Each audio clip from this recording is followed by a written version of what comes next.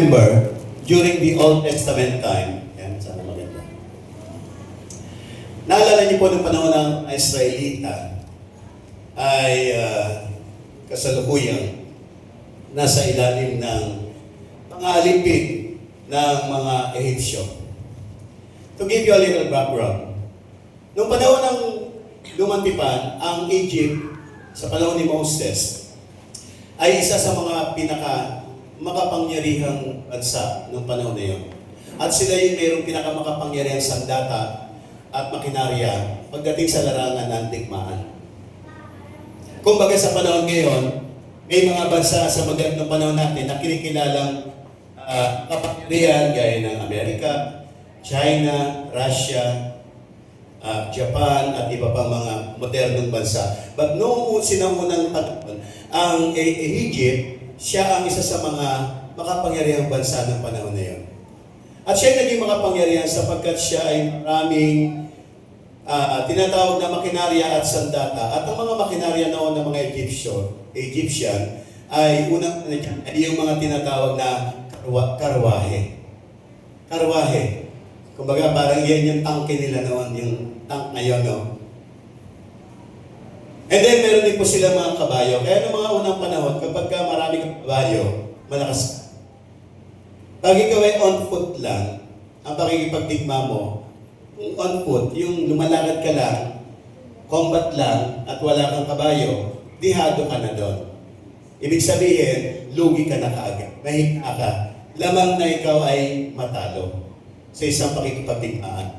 Ngayon po, diyan ay sinasabi, nung panahon lumantipas, especially nung panahon ni Moses, ang mga Ehipsyo ay sadyang talagang napakahirap talunin sapagkat ang puwersa ng kanilang pakikipaglaban ay nakadepende sa karwahe at nakadepende sa kanilang mga kabayo. Samantalang ang mga Israelita nung panahon na yon ay walang tulad ng meron sila.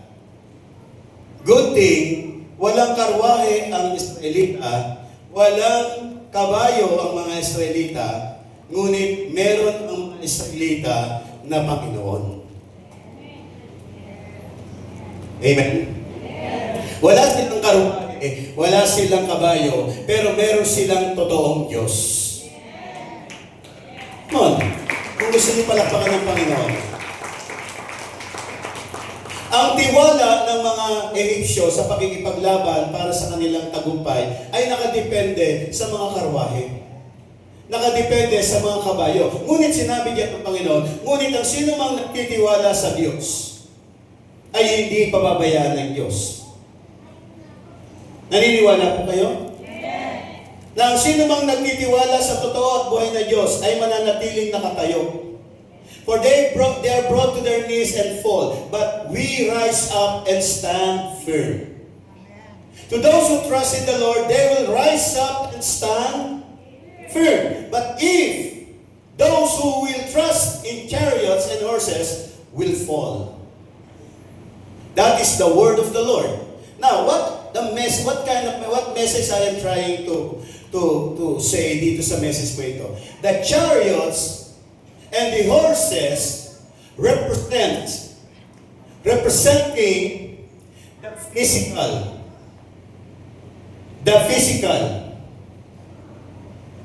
While trusting the Lord, having a mind and a heart of believing and trusting God represents the spiritual. So in this scenario, you will see the difference between trusting in the physical and trusting in the spiritual. And that's why some of us may continually trust in the physical, believing that the physical can save you, believing that the physical can free you, can deliver you, can rescue you, believing that money, fame, power, people, things around you can deliver you from where you are right now. There are some people, maybe not just some, maybe so many people, I would say, mas marami ang taong naniniwala sa physical kaysa ang maniwala sa spiritual. And this world, ang mundong ito, have been, what? tayong hinubog ng mundong ito. Pakinggan niyo po mabuti kung bakit tayo ganito. Matagal tayong hinubog ng mundong ito na manangan at maniwala at magtiwala lamang sa mga piskal. Kaya nung dumating ang Panginoon dito sa ibabaw ng sanlibutan, gusto niyang baguhin ang isipan ng tao. Kaya yung salitang repent, na ang ibig sabihin po noon ay baguhin mo ang iyong pag-iisip. Isang pag-iisip na nasanay at nabuhay at nananangan na lamang sa mga bagay na nakikita. Na ngayon, ang gusto ng Panginoong Yesus natin ay turuan tayong ilipat ang iyong isip mula sa pagnanangan at pagtitiwala sa physical papunta sa spiritual. Yan ang isa sa mga tinatrabaho ng Panginoon. Gusto kanyang alisin. Gusto kanyang i-deliver from that kind of state of being kung saan ikaw ay nananangan sa chariots and horses of your life. You have chariots. We have chariots. Yung chariots, pwedeng ang pamilya mo. Ang kabayo mo, pwedeng ang mga achievement mo. Education mo. Expertise mo. Yung finance mo. Anything na meron ka ngayon, yan ay pwedeng maging chariots and horses ng buhay mo. Kung saan, hindi masyadong nagmamanifest sa iyo ang toong pagniwala sa Diyos. Bigyan ko kayo ng halimbawa. Pag may nangyari sa iyo physically, okay? Ano una ka na gawin? Manalangin o tumawag ng ambulansya? Oo. Di nga. Totoo tayo. Wala namang uhuli sa inyo. Magpakatotoo tayo. Pag may nangyayari ng mga hindi nasan, agad ang takbo, galaw ng isip natin. Pumunta sa presensya ng Diyos o pumunta agad sa 911. Siyempre, 911. Hindi ko po minamasama yun ha. Huwag niyo po akong mamaliin. Ang ibig ko sabihin, tingnan niyo po yung galawan ng isip natin. Hindi ba kapag may mga nangyayaring sitwasyon sa buhay nyo na nakaka-alarma sa inyo, na nakakabahala agad sa paningin nyo, ang hinahanap agad natin ay ang chariots at ang horses na masasakyan natin. Ilabas ang karwahe, ilabas ang kabayo. Ang ibig ko sabihin, mabilis na nakakonekta kagad ang iyong consciousness, ang iyong awareness sa mga physical na kung saan makakadepende ka. Tapos, pag nandito ka na, saka ka na lang mag-pray kay Lord.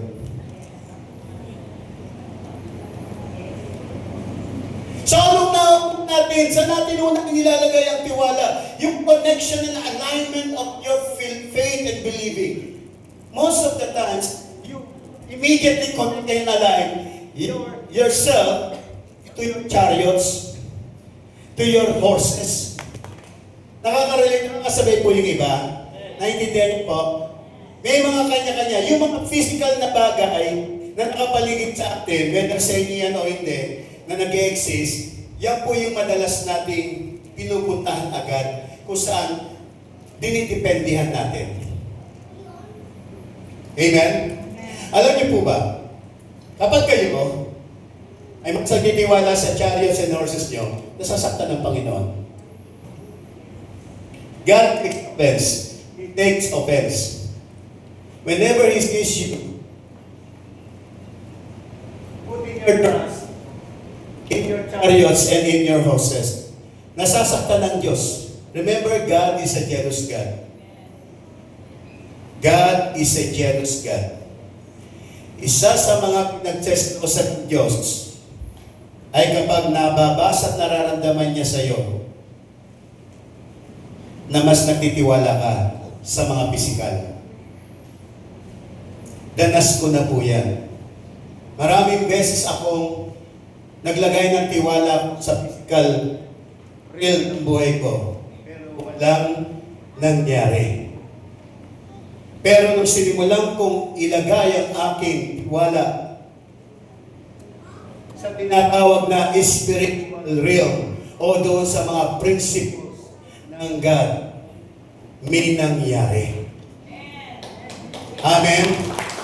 May nangyayari. Kaya lang, hindi tayo agad makalis. Kaya maalala niyo po, nung tumawid sila ng karagatan, ng dagat na pula, sino po nakakalam ng istorya ng Red Sea? Crossing the Red Sea. Yung nung tumawid po si Noah doon. Ay, sino po? Si Moses pala. Di ba si Moses yung gumawa ng arko? Si Noah pala. Galing, nakakaalala kayo. Ibig sabihin, nag-Sunday school talaga kayo, no? Kasi minsan may mga marinig kayo, si Moses, yung bangka, si Moses daw yung gumawa ng bangka. So nagkakabuhol-buhol na yan, no? Kaya yung mga hindi, mga gusto magkaroon ng background sa story, invited po kayo sa children sa likod. Pwede po kayong mag-join doon. Pag gusto nyo yan ba yung story ni Moses? Ano yung story ni David? Ano yung story ni ganito? Pwede po kayo punta sa Sunday School. Wala tinuturo yung mga biblical story po. Okay?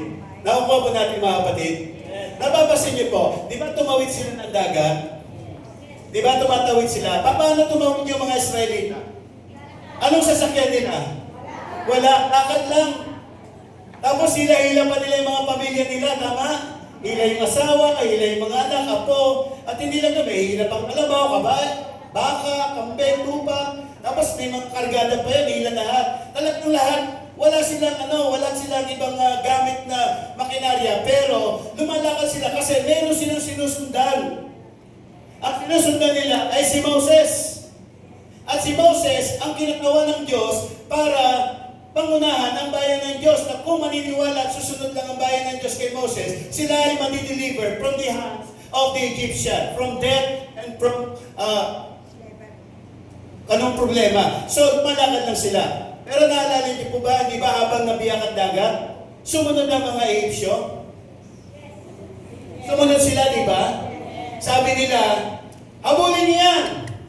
Hindi makakatakas yung mga yan, mga naglalakad lang yan, yung iba pa, walang tsinelas.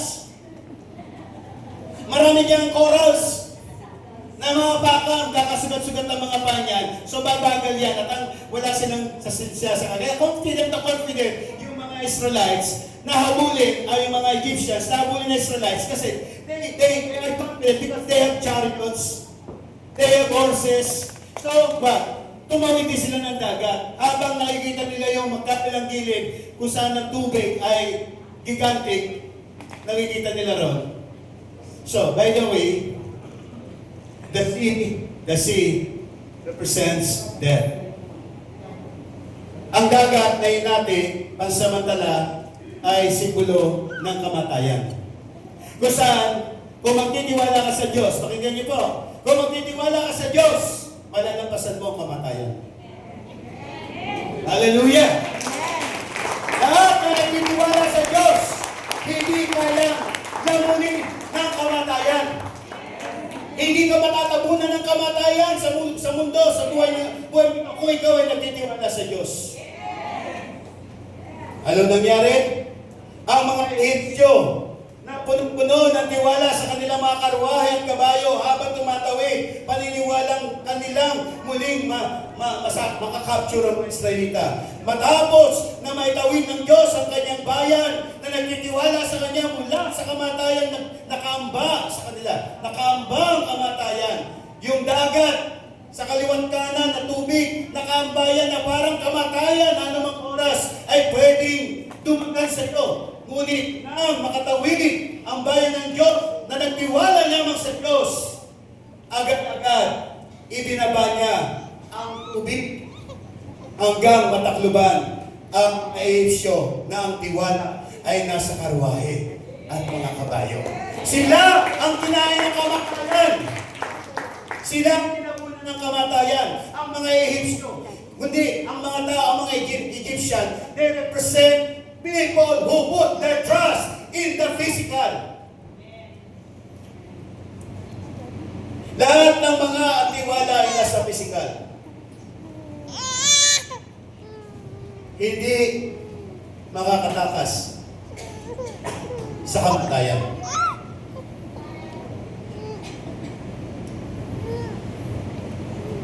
Nauunawaan po natin, mga kapatid. Ito po ay isang pagsasalarawan sa panahon ng lumang tipan. Ang kahalagahan ng pananampalataya mo, hindi sa mga bagay na nakikita.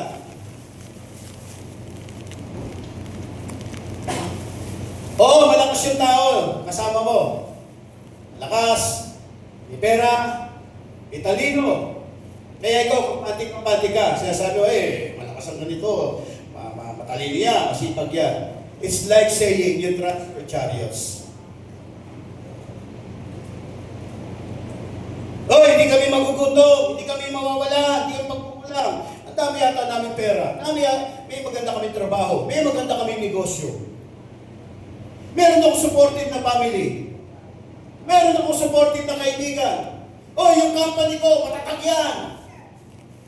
Ganyan tayo. Hindi mo namamalayan, nagsasalita ka na ng isang nakakasakit sa kalooban ng Diyos. Nakakala mo yung mga nakikita mo magaganda, ay yun na yung dapat na maging basihan mo para makampante ang kalooban mo, which is wrong. Yes, blessing yan, but you don't have to depend and rely on what you see. But you have to depend and rely to what you do not see. You have to remain, you have to keep yourself believing and living and walking according to the faith and not according to your son. Noong ikaw ay walang-wala pa sa buhay mo, wala kang ginawa kundi palakasin ang iyong paniniwala sa Diyos. Na bagamat wala kang nakikita sa paligid mo, alam na alam mo, may gagawin ng Diyos. At dumating nga ang araw na may ginawa ang Diyos dahil ang tanging nakapagpapalabas sa kapangyarihan ng Diyos ay ang paniniwala mo. Amen. Who will say amen? Amen. Hindi po ang pastor ang nagpapalabas ng kapangyarihan ng Diyos. Tayong lahat ay may kapasidad palabasin ang kakayanan ng Diyos, ang kapangyarihan ng Diyos na nasa sa iyo mismo. Amen. Hallelujah! Kaya ibang tao, sister, pastor, pag-pray niyo po ako para ako gumaling. Hindi po ganun yun. Ano ka lang sa akin, magician? Faith healer? Sampatong ko lang sa'yo, gagaling ka na, tutumba ka na? Yan yung mga sumisikat noong panahon ng 80s, 90s Parang ang pastor, tingin nila, mahikero Tapos pag hindi gumaling, sasabihin, fake yan. Hindi yan anointed. Kaya ako, ayoko na mag-pray Sabihin, hindi raw ako anointed. Pag nag-lay ng hands, wala raw siya naramdaman. Paano ka man nararamdaman? Puro galit ang puso mo. Paano mo nararamdaman ang presensya ng Diyos? Hindi ka marunong magpatawad. Ano gusto mo? Maramdaman ng Diyos habang naghahari sa puso mo ang galit? Kaya nga po ang Panginoon, hindi rin po siya basta-basta nagpapagaling. Tinatanong niya muna yung tao, naniniwala ka ba? Kaya mo bang maniwala? Kasi kahit ako may paniniwala, kung ikaw walang paniniwala, hindi ka gagaling. Open your Bible in Mark chapter 9, verse 23. Bubuksan po ang isipan nyo. Alisin natin ang mga isipan natin sa lumang kaisipan. At tulad lang na simpleng panalangin para sa kagalingan. Inrito mga may karamdaman. Yan, may karamdaman kayo, honest lang naman kayo sa factual. Pero ngayon pa lamang, isipin nyo na, galing na kayo.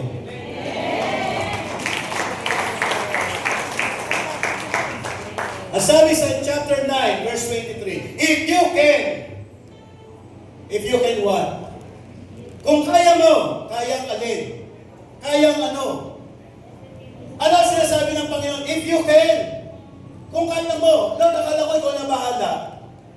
Lord, akala ko Diyos ka, makapangyarihan ka. Bakit binabalik mo sa akin? Bakit binabalik mo sa akin ang trabaho? Ang sabi ng Panginoon, because can, C-A-N, refers to your ability. Amen? Kaya nga pag kayo ay sa classroom, di ba sabi mo, may I, can I. You can always go out. Anytime you want, you can always go out. Regarding the ability, your ability to go out, you are always able. But if you're asking permission, may I. Nag-aral pa ng English, no? Tutunan ko po yun sa Harvard. Nag-aral sa Kapitolyo. Nakuha niyo po, if you can. Isabihin, kung kaya mo ba kapatid? Ano yung sinatanong ng Panginoon dito na kaya mo? Kaya mo mali? Kaya mo bang maniwala? Kapatid, hindi nagbabago ang buhay mo. Hindi umuusad ang buhay mo, marahil. Kapatid, marahil sasabi mo, ang buhay mo pare-pareho lang. Wala nangyayaring kakaiba. Mula na hanggang ngayon, same pa rin ang ikot ng buhay mo. Ang tanungin mo sa sarili mo, bakit? Maybe there's a problem. Hindi gumugulong pataas ang buhay mo because wala ka nito. Hindi mo ina-apply yung sinasabi ng Panginoon na kung kaya mo, kaya mong maniwala. Pag kaya ng isang taong maniwala, hindi pwedeng hindi uusad ang buhay niya. Hindi pwedeng hindi aangat ang buhay niya. Hindi pwedeng hindi gaganda ang buhay niya. Basta kaya mong maniwala. Hindi lang sabi ng Panginoon, hindi ako. Kaya gawin natin itong hamon ng Panginoon. Kaya kapatid, tanungin niyo rin yung katabi niyo. Tanungin niyo po, kaya mo ba?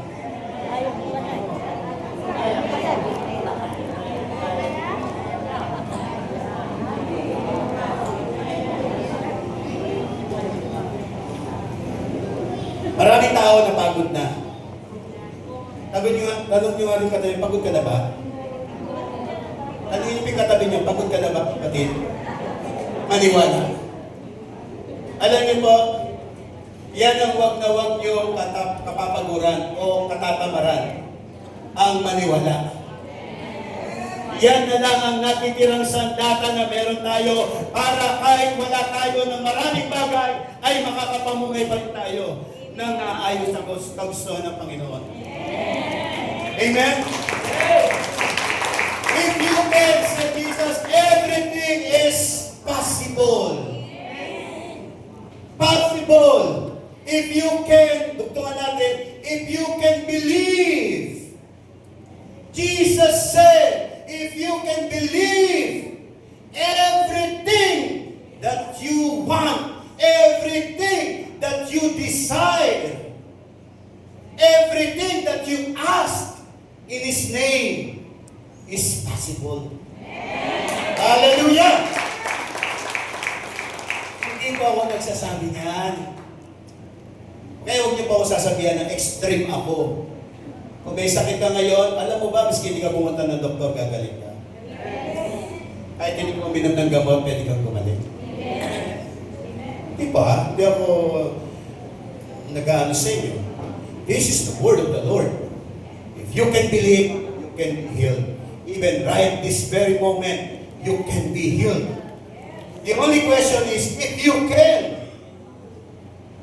If you can. Basta kaya mong ibigay ang paniniwala mo ng buong buo. Kapatid, walang hindi pwedeng mangyari. Walang hindi pwedeng mangyari. Basta kaya mong maniwala. Kaya tanongin mo yung sarili mo, kamusta ang paniniwala mo? Mataas ba? Solid ba? O ang faith mo kay Lord ay pag-ewang-gewang na hindi malaman? Pagiling-giling? Na hindi alam kung saan ang direksyon, tataas, pababa, liliko sa kanan, liliko sa kaliwa. Ano ba yung faith na yan? Hindi mo madisiplina, hindi mo maturuan na sarili mo, ibigay ang buong paniniwala mo para makamit mo ang hinahangad mo. Amen. Panahon na para totoo mananasan natin kung anong uri ng Diyos meron tayo sa buhay natin. Mga kapatid, marami pa totoo. Naalala niyo po si Bishop Rose? Isa siya sa mga magandang halimbawa na napakinggan natin kung paano siya pinagaling ng Panginoon. Amen? Hindi man totally hindi siya dumaan sa mga medical procedures, pero makikita niyo rin kung paano niya pa rin pinaglalaban na ang lahat, ang kagalingan niya ay pwedeng mangyari sa pamamagitan ng pananampalataya. Amen?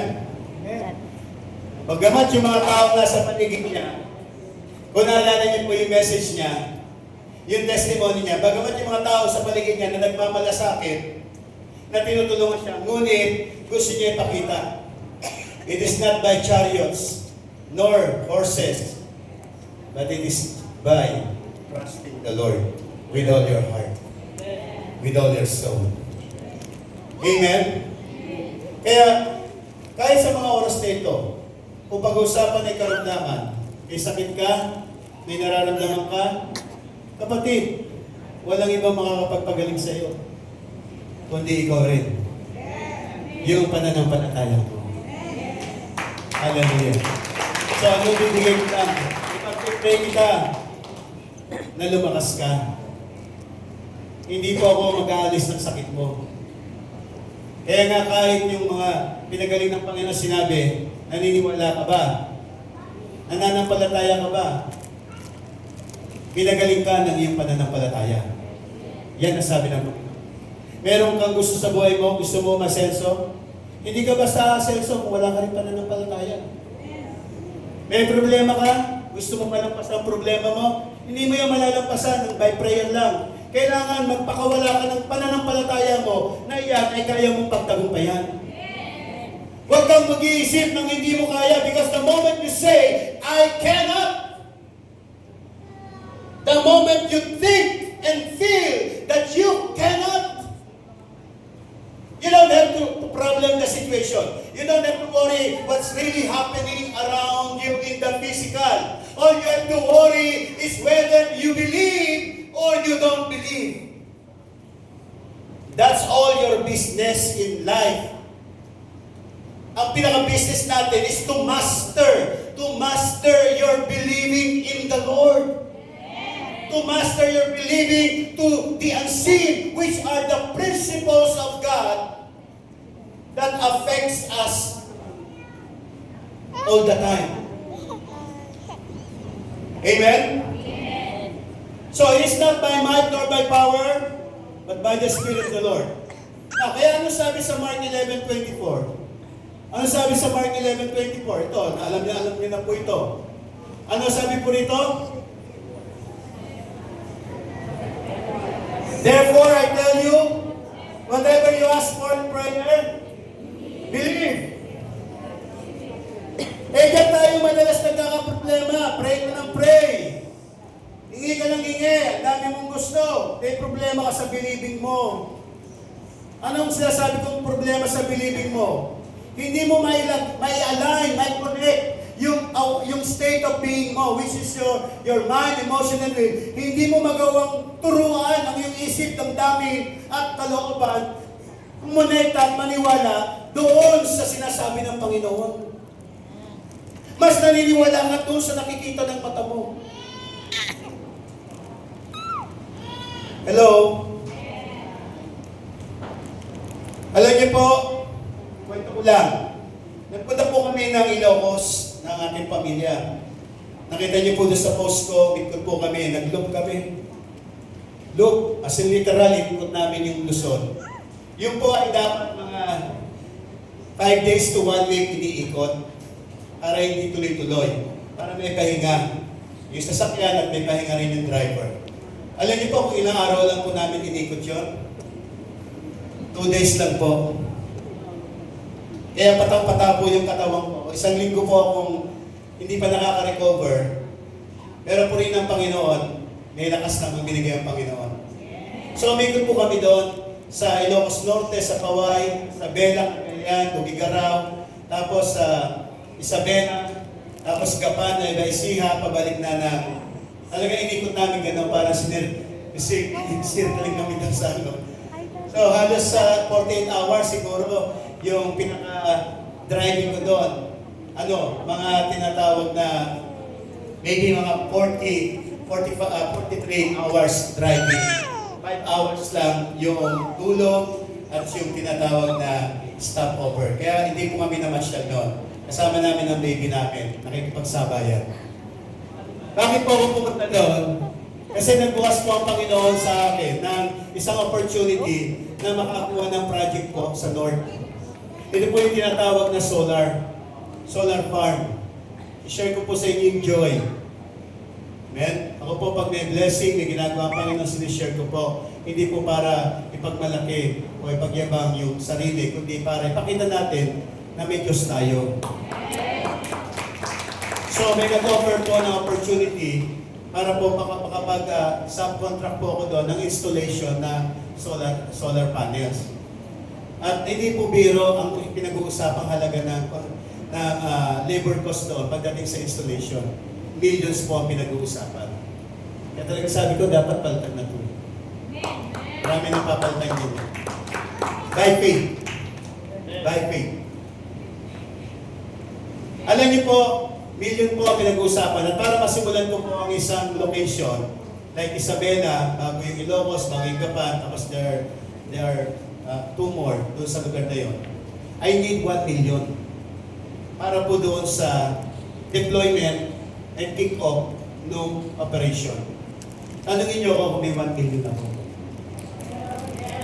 Nasa bulsa, wala po. But in my spirit realm, I know there is. I know there is. Kung titignan ko ang status ko ngayon, wala po akong ganong halaga. Wala po.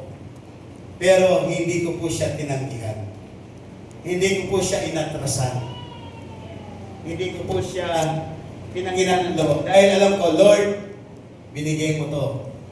Alam ko rin, kasama na rin yung pondo nito. Na ibinigay mo na rin. Tatanong, Pastor, saan? Kanino? Hindi ko rin alam.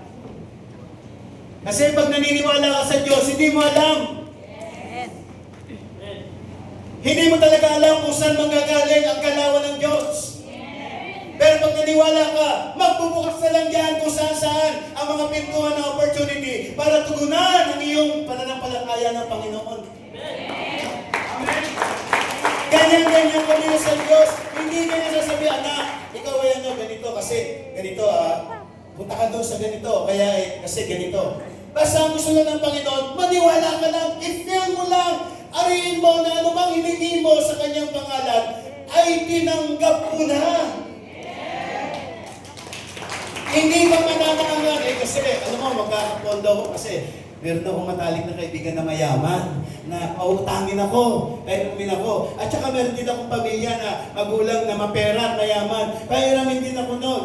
E di lapitan mo lahat. Ano nangyari? Lahat, ligwak. Naalala ko tuloy noon, nung ako'y may utang sa isang attorney. Balik ko lang po yung testimony ngayon. Nung ako po'y may utang sa isang attorney na 500,000 na halos hindi na po ako natutulog sa stress. Dahil buwan-buwan nag-interest po ako. Interest pa lang, ito na mabayaran, ay yung kapital pa. Lahat na ng mga tao, pamilya, kaibigan, kanegosyo, nilapitan ko. Pero sinamang palad, wala kahit isa ang nakatulong. Hindi ko naman po sila masisisi. Pero nung simulang natutunan natin na huwag kang manangan sa pisikal, manangan ka sa spiritual. Paniwalaan mo na bagamat wala ka pang nakikita sa pisikal, ngunit doon sa spiritual, nakikita mo meron kang Diyos doon. At nandoon sa spiritual ang lahat ng pangangailangan mo na tinugunan ng Diyos. Kaya nung minsan tumayo ako rito, ganito, sinabi ko, mga kapatid, ako'y bayad na. Naniniwala ko, bayad na ako doon sa aking utang na yun, sa attorney na yun. Pero sa totoo lang, hindi ko alam kung paano ko siya babayaran. Hindi ko alam kung saan manggagaling kasi nilapitan ko na lahat eh. Lahat ng mga alam kong taong pwede kong kausapin, kinausap ko na.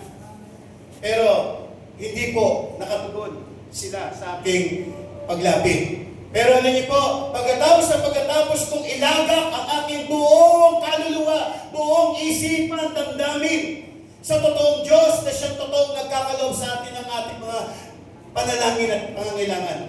after a week, may dumating na magandang balita. May isang taong willing tulungan ako doon sa aking sitwasyon na hindi ko ine-expect na siya pa yung magre-reach out sa akin. You see, mula noon hanggang ngayon, lahat ng dinaanan ng buhay ko, lahat ng mga patotoo, yun ang ginamit kong pamantayan. Living by faith and not by sight. Trusting the Lord and not trusting the chariots and horses of life. Amen? And now, brethren, kung kaya niyo rin pong gawin yan, pwede rin mangyari sa inyo. Itong project ko po, ipanalangin niyo rin po, mga kapatid. Kasi alam ng Diyos ang puso ko. Namin mag-asawa, gusto namin i-bless ang church na ito. Ngunit, panalangin niyo rin po na proteksyonan at maging successful po ito along the way. At of course, provide yung aming needs dahil the moment ito po, buksan na ng tuloy ng Panginoon, we have this promises and commitment to God na talagang maging channel of blessing tayong lahat. Amen? Maging channel. Kasi tayo po pinagpapala ng Diyos, hindi lang po yan para sa sarili natin. Hindi lang po yan para sa atin. Hindi lang din para sa pamilya natin. Kundi lalo na tayo ay pinagyayaman ng Diyos kasi para ang tahanan ng Diyos mapagpala rin ng Panginoon. Amen. Now, last na po. Okay. Aga ko po kayo pa-aware. Doon kayo natuwa, no? Huwag naman kayo masyadong pahalata. Magtampo si Pastor Rene. Si Pastor Rene po ay nasa nasod ko, nagbabahagi ng mensahe ng Diyos. Mark 9:24. Pakibasa po natin, Mark 9:24. Dito na po ako mag-puspok sa Mark 9:24. Ang sabi po dito, immediately, the boy's father, hindi po ako yun ha, and the boy's father, hindi po ako yun.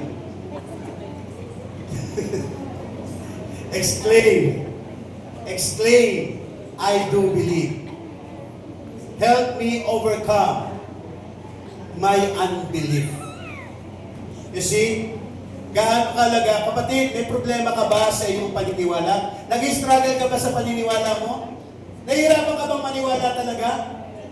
Nahihirapan ka? Gayahin niyo po yung tatay dito, oh. Nanalangin siya.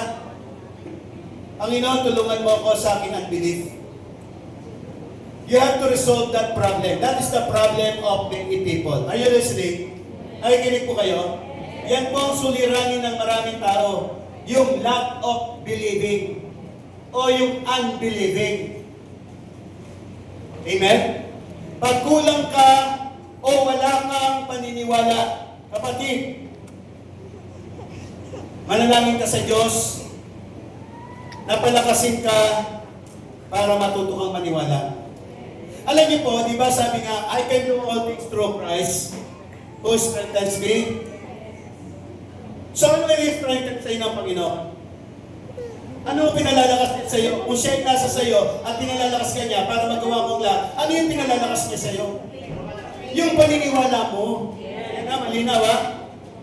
Para tukuyin natin, ano yung pinalalakas ng Panginoon sa loob mo? Yung paniniwala mo. Yun ang trabaho ni Kristo. Yun ang trabaho ng Holy Spirit. Yun ang trabaho ng Diyos. Hindi siya gagawa directly sa iyo kung ano yung gusto mo.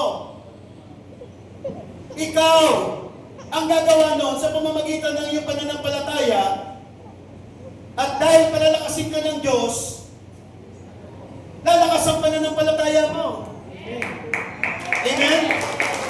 So, dapat pahintulutan mo ang Diyos, palakasin niya ang iyong pananampalataya o paniniwala. Yung paniniwala mo, ito ay dinideliver ito, ina-express ito ng iyong being, which is your mind, emotion, and your will. Your subconscious being is the one believing. So you have to strengthen that. Kaya kailangan Hayaan mo pala kasi ng Diyos, turuan ng Diyos ang iyong isipan at ang daming maniwala. Kailangan ma-disconnect. Pakinggan niyo po ito ha. Kailangan ma-disconnect ang iyong state of being from attachment, yung pagkaka-attach niya sa physical dependency. Listen up. Kailangan matanggal niyo, ma-disconnect niyo ang inyong mind and emotion sa physical dependency. Ano ibig sabihin doon? Yung pagkakadepende mo sa physical, you have to disconnect that and begin to connect yourself to God. Amen. To the Spirit of God. At this time, you will never depend or rely to anyone, to anything. Kahit mamahal yung hospital na yan, kahit na marami kang pera, kahit na magagaling pa ang mga doktor dyan, kahit na mga gamot dyan ay super effective, kapatid, huwag kang magtitiwala dyan. Maglagay ka ng tiwala sa Diyos. Sabi ng ibang mga pasyente, Dok!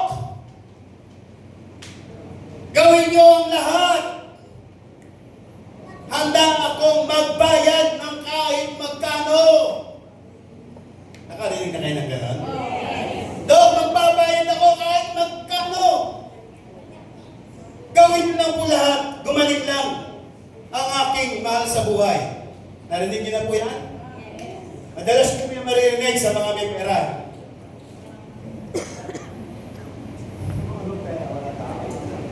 Tama mo ba?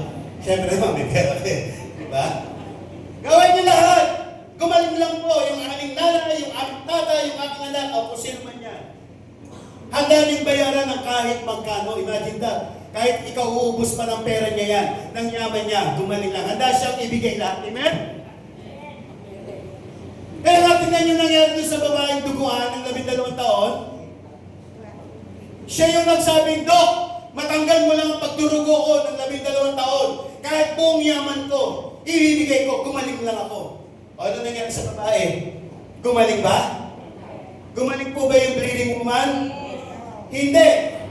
Ano nangyari sa bleeding woman? Nahubaran, nawalan ng yaman, nawalan na ng kakayanan, gamutin ang kanyang sarili dahil ultimo doktor, wala kang pera, wala kang healing. No money, no healing. No money, no healing. No money, no healing. Kasi para sa kanila, akala nila, ng ibang tao, pag mapera ka, marami kang pera, kaya mo magbayad sa pinakamahal na ospital, pinakamahal na doktor, pinakamahal na gamot, iniisip mo, gagaling ang iyong pasyente. Kapatid, lilinawin ko sa iyo, masyado mong pinahihirapan pa ang buhay mo. Itataya mo pala na pinaghirapan mo, ang simple lang ng sinabi ng Panginoon. Hindi mo kailangang ubusin ang yaman mo.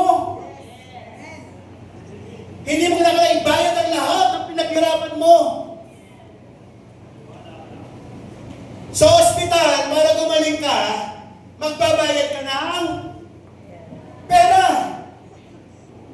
Pero sa Diyos, kung gusto mong gumaling, magbabayad ka lang ng paniniwala mo. Hallelujah! Magbabayad ka lang ng pananampalataya mo. Yung totoong pananampalataya, ha? Pero kung hindi mo talaga kayang totoong pananampalataya, dapat may pera ka. Lahat ng mga walang pera, praise the Lord! Basta may paniniwala kayo, miski wala kayong pera, hindi kayo magkakasakit. At kung magkasakit man kayo, mabilis kayo gagaling. Ako po, pagkatapos ko sa Ilocos, ako po yung nanikipagdibdib ko na parang ihikain ako. Pero hindi pa ako nag-isip ng gamot. Hindi ako nag-isip ng kahit anong papacheck up ako, magpapahinga. Basta alam ko lang, I am healthy. And hindi ko siya in-entertain. Hindi ako nabakala. Hindi ako parang nag-alala na baka hikain uli ako. Asthmatic po kasi ako eh. Kumbaga hindi ako nag-alala, natakot na baka lumala. Basta move on lang ako, normal lang. At ang iniisip ko ay kung ano pa yung gagawin ng Panginoon. Ngayon, wala. Normal. Wala na yung paninigib ng dibdib, wala yung upo, normal lang. Kasi pag po tayo masyadong naglalagay ng awareness sa mga physical, may naramdaman ka ng konti, mayroon ka lang na-feel na konti, hindi ka na makatulog. Hindi ka na magpakali. Iniisip mo na kaagad, check up, check up, check up, check up. Kakapacheck up Isang sakit mo, dalawa. Pagkatapos ng isang araw, 3 na. 4, 5. Ang galing ng mga doktor, mag-multiply ng sakit. Lalo na pag may pera ka. I-multiply talaga nila. Lalo-lalo na kapag meron kang card. Ubus yan! Ubus yan! Magkano po ang konti niyo sa $500,000 po? Okay. Sige, saksakan niyo lahat yan. Lahat ng laboratory niya. Hindi ko naman po sasabi lahat ng doktor, pero that's the norm. Amen? Pag nakita nila may kapasidad ka, wala sila kailang. O ano na lang yan. Maski pwede namang hindi. Maski pwedeng pwedeng wala. Pero, real talk lang talaga. Mas maganda na ito sinasabi ng Panginoon. Kung kaya mong maniwala, kapatid, libre ka. Kaya pag kayo may nararamdaman, ito ang aking iwanan sa inyo. Pag meron kayong mga dinadaan na nararamdaman, mga kapatid, i-practice natin yung sinabi ng Panginoon. Magbago na tayong lahat. Wala tayong pinagkaiba sa mga hindi Kristiyano Sorry to say, Kristiyano tayo, may Diyos tayo. Pero kung umasa at umakto tayo, parang di tayo hindi mga Kristiyano. Yung nilalakaran nila, same lang din ang lakad natin. Walang pagkakaiba. Kaya ang testimony natin, hindi tayo makagawa ng patotoo, na ibang-ibang patotoo, na para mamangha sila na mayroon tayong Diyos. Ang nakikita nila, you see, I told you, maganda rito sa ganito, magaling dito, buti na lang dito pa rin pumunta sa pinuntahan ko. There is no testimony. Let us put first ang God sa pinagtitiwalaan natin. Amen? God is in you and me. Nasa atin ng Diyos. Huwag niyong mamalitin yung Diyos na yan. Huwag niyo laging kakapiranan ng practicality ang Diyos mo. Masyado tayong practical. Pag sinabing practical, we always base our thinking and decision and choices and judgment based on the physical circumstances, situation. We always make excuses to God by becoming so practical person. God does not want you to be practical. He wants you to be spiritual. Gusto ba ninyo kaya practical o spiritual? Ano gusto na niyo sa iyo? Kung gusto na, sa tingin mo ang Diyos mo ay pang-practical, hindi mamuhay pang-practical. Lumakad ka yan. Pero sa lahat ng mga may totoong pananampalataya, kaya sinasabi nga, walking in the Spirit, living in the Spirit. Amen? That means you are a man, but you are spiritual. You are a man in the flesh, in the body, but living according to the Spirit. You are in the physical, but you do not live by sight, but you live by faith. Yan ang ibig sabihin ng pagiging believer ng Panginoon. So mga kapatid, hanggang ito, naway tulungan tayong lahat ng Diyos. Malakasin ang ating pananampalataya. Dahil ang ating paniniwala, yan ang hihila sa atin upang lagi tayong komunikado sa Panginoon natin.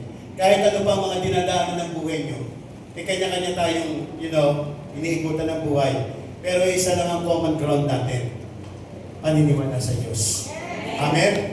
Iba-iba ang sitwasyon, iba-iba ang larawan, pero sa simula at sa dulo, dadalhin tayong lahat ng paniniwala natin doon sa gusto natin mangyari. Tayo po lahat ay tumayo, mga kapatid, at tayo po ay mananalangin, papasalamat tayo sa Panginoon. Hallelujah.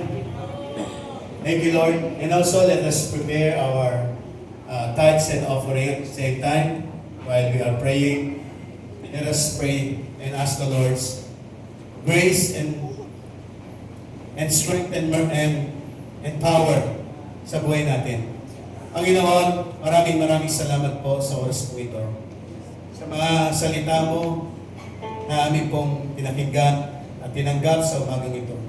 Salamat po, Panginoon, at patuloy mo kaming ginigising, patuloy mo kaming nililiwanagan, patuloy mo kaming hinihikayat, lumakad sa iyong daan.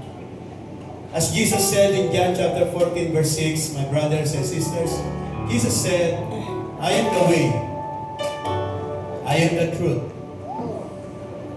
I am the life. No one can come to the Father except through me. Jesus has set a very good example for us on how we should live and walk here on earth while we are still alive. Mga kapatid, alalahanin po natin ang sinabi ng Panginoon, siya ang daan. Daanan natin ang dinaanan at nilakaran ng Panginoon. Kung paano siya nabuhay sa loob ng 33 kalahating taon, na ibinuhay niya ang buhay niya sa pamamagitan ng paniniwala sa mga espiritual at bagay na hindi nakikita, lalo na ang paniniwala niya sa Diyos, sa Ama. Kapatid, ganun din ang gawin mo. Tularan mo si Jesus. Huwag nating pag-alinlanganan o isipin, ang ginawa ni Jesus ay isang maliit na bagay. Ang ginawa ni Jesus at pinakita ni Jesus sa atin, yun mismo ang eksaktong paraan paano ka lalakad sa ibabaw ng mundo. I encourage you, my brothers, I encourage you, my brethren, to walk the way Jesus walked. To live the way Jesus lived. Because when Jesus came here to be with us, He came here to lead us patungo sa totoong buhay bilang mga anak ng Diyos, bilang mga tunay na mananampalataya at tunay na tagasamba ng Diyos kung paano tayo lalakad. Father God, maraming salamat po sa buhay ng iyong mga anak. I lift up to you this prayer, Lord God, para sa bawat isa sa amin, that you may continue, Lord, to enlighten us, to help us, to strengthen us, O Lord God, with our unbelief. Lord, tulungan mo kami, Panginoon, na lagi po namin magawang maniwala. Hindi po sa mga bagay na nakikita, kundi maniwala kami sa mga hindi nakikita.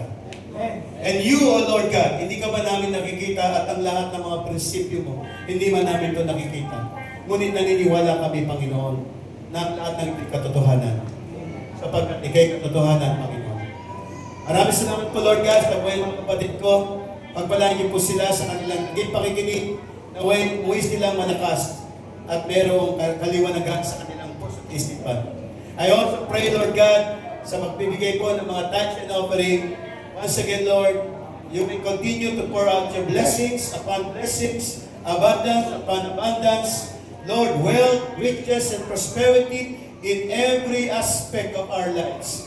Spiritual, physical, mental, emotional, financial, material, and social, O Lord God. May we all become abundant in many ways of our lives. Through your glory, Lord, para sa kaluwalhatian mo ito.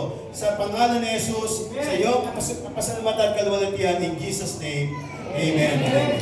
Sa tayo po natin ang bigay.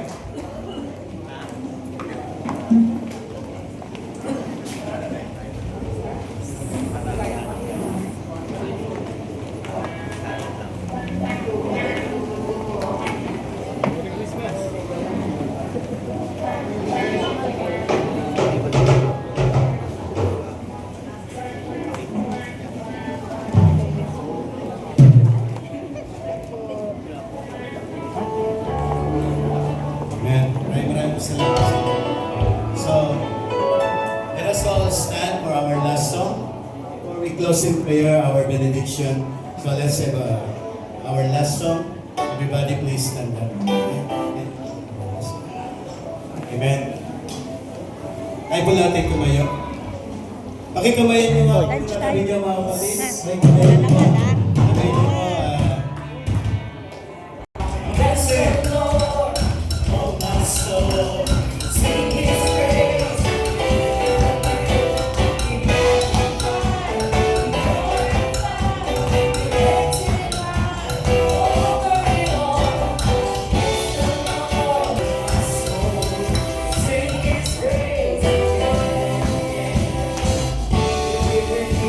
So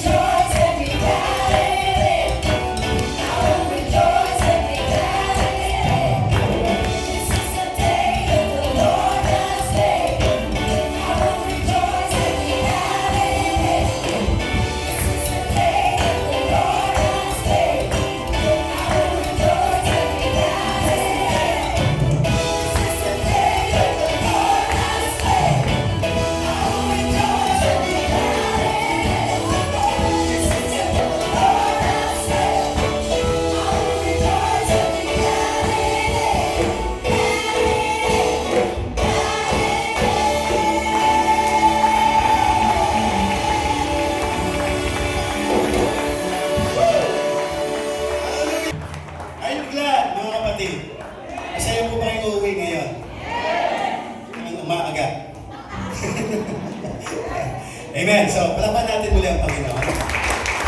Hallelujah. So, kayo po ay uuwi na sa inyong mga tahanan.